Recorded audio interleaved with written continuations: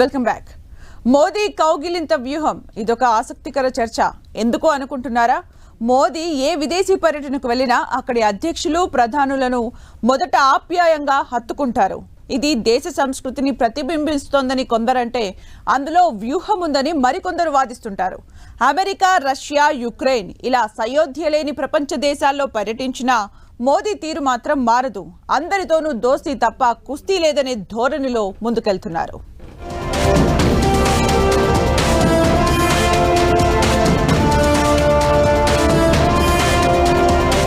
America మనదే, Russia మనదే, Ukraine మనదే. ఏ దేశమైనా సరే మనకు మిత్రుడే. ప్రపంచ దేశాల మధ్య యుద్ధం జరిగినా, ద్వేషాలతో రగిలిపోయినా మనం మాత్రం అందరి బంధువులమే. ప్రస్తుతం మోదీ వ్యవహరిస్తున్న తీరు ఇలానే ఉందని రాజకీయ విశ్లేషకులు అభిప్రాయపడుతున్నారు. ఎన్నికల్లో హ్యాట్రిక్ విజయం సాధించిన తర్వాత వరుస విదేశీ పర్యటనలు చేపడుతున్న మోదీ అందరితోనూ ద్వైపాక్షిక సంబంధాలు బలపరుస్తున్నారు.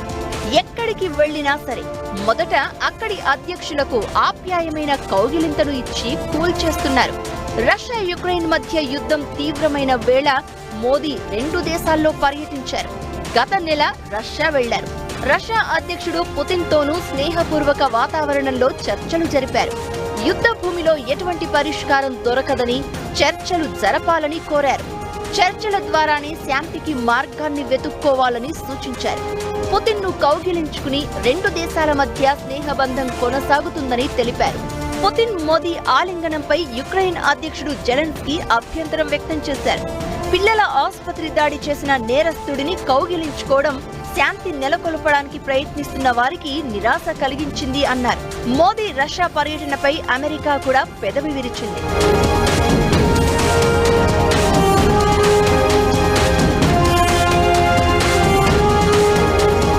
ఇక యుక్రెయిన్ పర్యటనలో ఆ దేశ అధ్యక్షుడు జెలెన్స్కీని పలకరించిన తీరుపై ఇప్పుడు చర్చ జరుగుతోంది.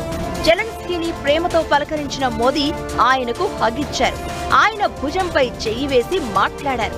అనంతరం భారత్, యుక్రెయిన్ మధ్య సంబంధాలు, ద్వైపాక్షిక అంశాలపై చర్చించారు.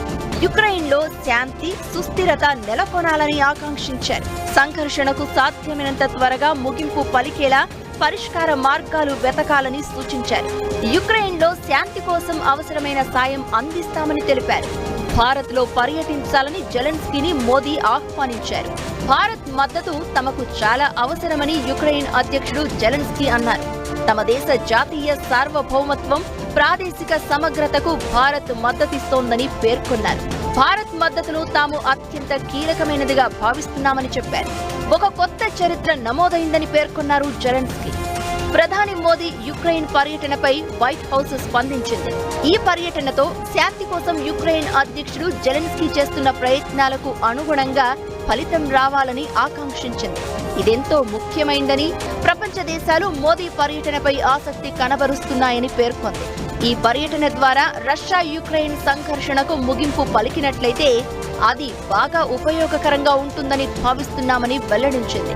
ఒక భారత ప్రధాని యుక్రెయిన్లో 30 ఏళ్ల తర్వాత మొదటిసారి పర్యటించారు. యుద్ధం కొనసాగుతున్న వేళ మోదీ పర్యటనపై రష్యా అంత సంతోషంగా లేదని చాలా మంది అభిప్రాయం వ్యక్తం చేస్తున్నారు. రష్యా అధ్యక్షుడు పుతిన్, చైనా పర్యటనతోనూ భారత్ అంత సంతోషంగా లేదనే అభిప్రాయం ఉంది. మోదీ హగ్ వెనుక చాలా విషయాలు దాగున్నాయని అభిప్రాయపడుతున్నారు. కొన్ని కోట్ల మంది భారతీయులకు తాను ప్రాతినిధ్యం వహిస్తున్నాను అనే అర్థం తీసుకురావడంతో పాటు తనను ప్రపంచ దేశాలు గౌరవిస్తున్నాయనే మెసేజ్ను దేశానికి మోదీ ఇవ్వాలనుకుంటున్నారని విశ్లేషకులు అభిప్రాయపడుతున్నారు. మరోవైపు తాము ఎవరితోనూ శత్రుత్వం పెట్టుకోబోమని, అందరితోనూ స్నేహ సంబంధాలు కొనసాగిస్తామనే విషయాన్ని మోదీ చెబుతున్నారని మరికొందరు వ్యాఖ్యానిస్తున్నారు. మోదీ కౌగిలింతలు ఇలాగే కొనసాగనున్నాయి. అన్ని దేశాలతో బంధం బలోపేతం చేసుకోవడమే లక్ష్యంగా ముందుకెళ్తున్నారు.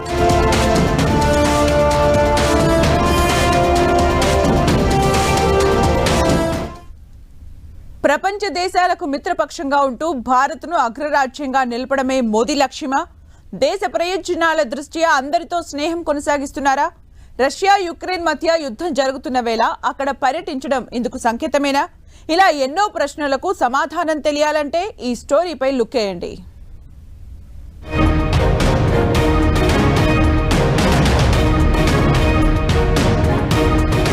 మోదీ విదేశీ పర్యటనలు విజయవంతంగా పూర్తి చేశారు. అన్ని దేశాలతో స్నేహపూర్వక చర్చలు జరిపారు. యుక్రెయిన్తో పలు ఒప్పందాలు కుదుర్చుకున్నారు. 2 దేశాల మధ్య 4 ఒప్పందాలు జరిగాయి.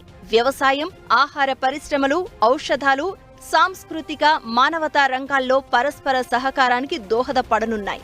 అయితే రష్యా యుక్రెయిన్ యుద్ధం విషయంలో భారత్ తటస్థంగా కాకుండా శాంతి వైపే ఉంటుందని జెలెన్స్కీకి మోదీ స్పష్టం చేశారు.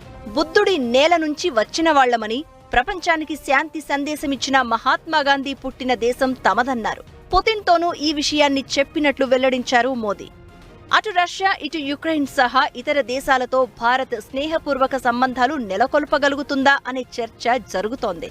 అయితే 2 దేశాలతోనూ భారత్కు వాణిజ్య సంబంధాలు ఉన్నాయి. రష్యాతో భారత్కు చారిత్రాత్మక సంబంధాలు ఉన్నాయి.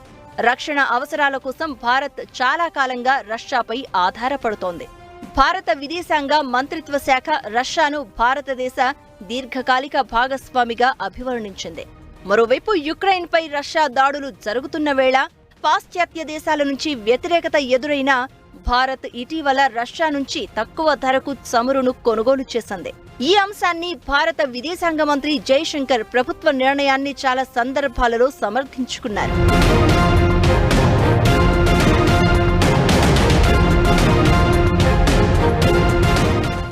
ఒకవైపు రష్యాతో సంబంధాలు కొనసాగిస్తూనే మరోవైపు యుక్రెయిన్కు సహాయం చేస్తోంది భారత్. యుక్రెయిన్తో ప్రస్తుతం భారత్ 28,000 కోట్ల వ్యాపారం చేస్తోంది. 25 ఏళ్లలో వాణిజ్య సంబంధాలు పెరిగాయి. మరోవైపు రష్యాతో కేవలం 5 లక్షల కోట్ల వ్యాపారం జరిగింది. 2030 నాటికి భారత్ రష్యాల మధ్య 8 లక్షల కోట్ల రూపాయల వాణిజ్యం జరుగుతుందని అంచనా వేస్తున్నారు. యుక్రెయిన్పై రష్యా దాడి తర్వాత భారీగా పెరిగిందని తెలిపారు. యుక్రెయిన్పై దాడులు రష్యా, అమెరికా, పాశ్చాత్య దేశాల సమస్యని, భారతదేశ సమస్య కాదని పలువురు అభిప్రాయపడుతున్నారు.